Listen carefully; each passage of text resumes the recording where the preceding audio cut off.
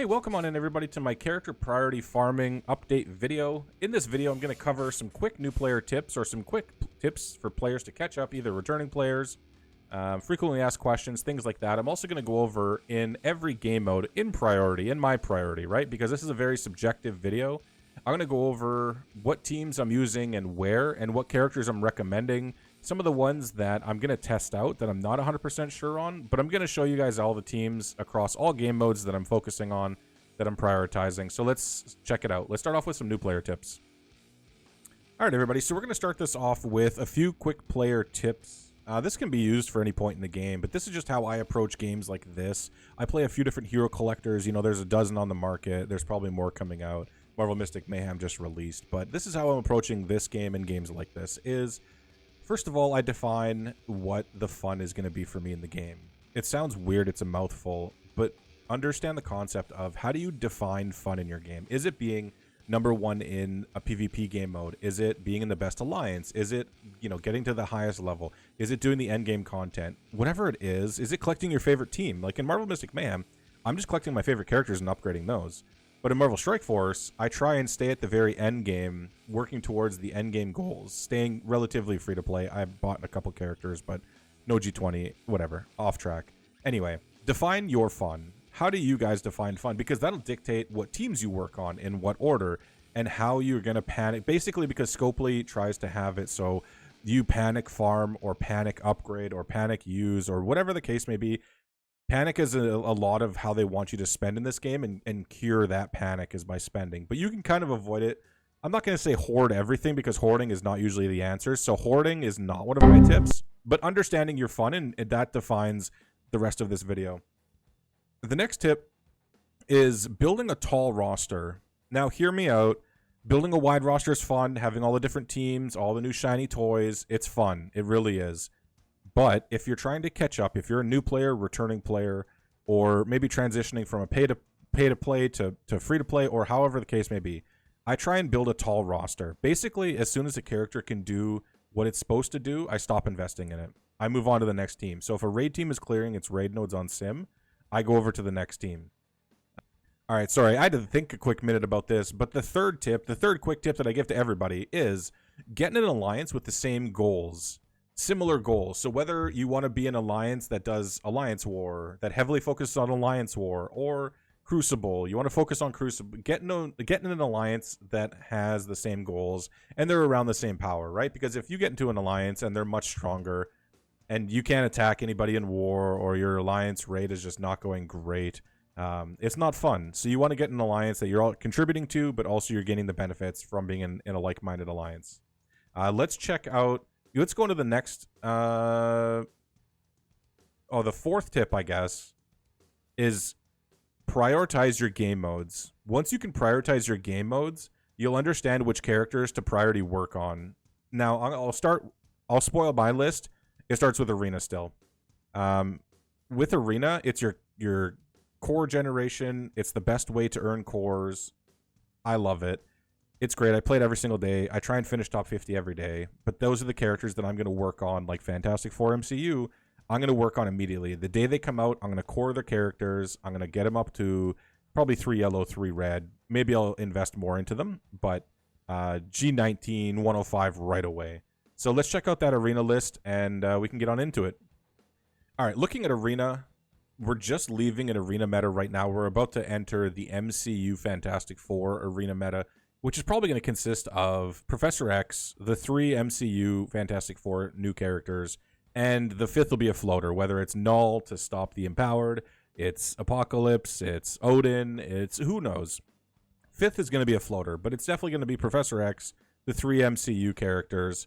That's the only change this month is, or not month, but this time around, is the 3 new MCU characters. You might see some other characters kind of start sneaking into Arena because of their relevance there, but it'll be these characters for sure. Let's move on to my second most prioritized game mode, and therefore teams, raids. All right, so taking a look at raids compared to last time this video was here, there's no real changes to this other than Thunderbolts. The only thing that I would mention is, excuse me. Cut that cough out, please. God damn. The only thing that I would mention is the two Spotlight teams above me, specifically Alpha Flight. Alpha Flight is an older team. They're a pre-Ares character. If you're not sure what a pre-Ares character is, check out my quick video up in the top right corner. But Alpha Flight's going to get replaced soon, I believe. There's a new raid that was announced. I'm not sure what it's going to be, if there's required teams. I don't know yet. But Alpha Flight is the next team out. The teams on the right-hand side, 4 of them, the top 4 teams there are super solid. Orcus, Thunderbolts, Night Stalkers, Vigilante. One of my favorite teams lately is Vigilante. And then Extreme X-Men. I assume Hellfire Club, whenever that team comes out, is going to be the next Mutant Raid team, but who knows. This is my second highest priority characters when I'm considering who to upgrade and who not to upgrade. Like I said before, only upgrade them till they do their job and then move on to the next character or team. Let's jump into the next section, which for me is Battle World. Okay, so taking a look at Battle World. Battle World is actually, it was one of my favorite game modes. For some time this turn around, I've just autoed all of it, except for one fight, so it's kind of been a little, I don't want to say easy, but I don't know, non-eventful for me. It's just one of the other PvE game modes where I go in, turn it on auto, and I just let my teams kind of do whatever they do. You'll see the Battle World teams up here. These are the 3 teams that I'm going to recommend for the boss fight. Hold on.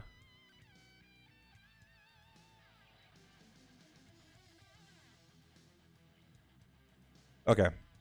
Sorry, I just had to quick think about the teams that I'm going to recommend here for the boss node.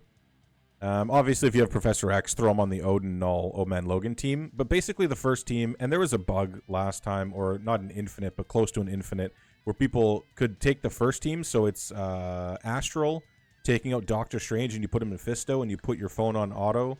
And it basically just runs infinitely. It's based on your team power, so if they're not that high of power, which is considerably strong, you'll just go for a very, very long time. It's basically infinite.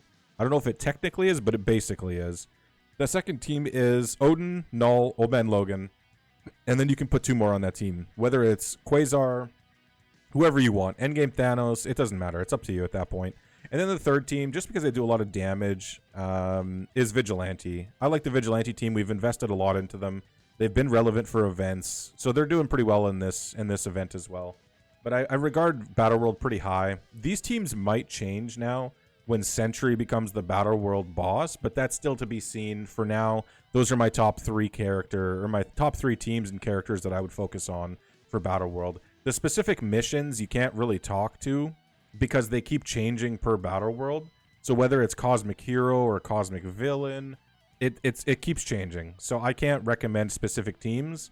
Those are going to just be kind of use your best characters, your best teams. The only team that I would strong focus on, though, is Astral. And then obviously these 3 for the boss node. But that's it. Let's jump into Cosmic Crucible and then Alliance War. Alright, admittedly, Cosmic Crucible is not my favorite game mode. I have fun with it. I don't take it too seriously.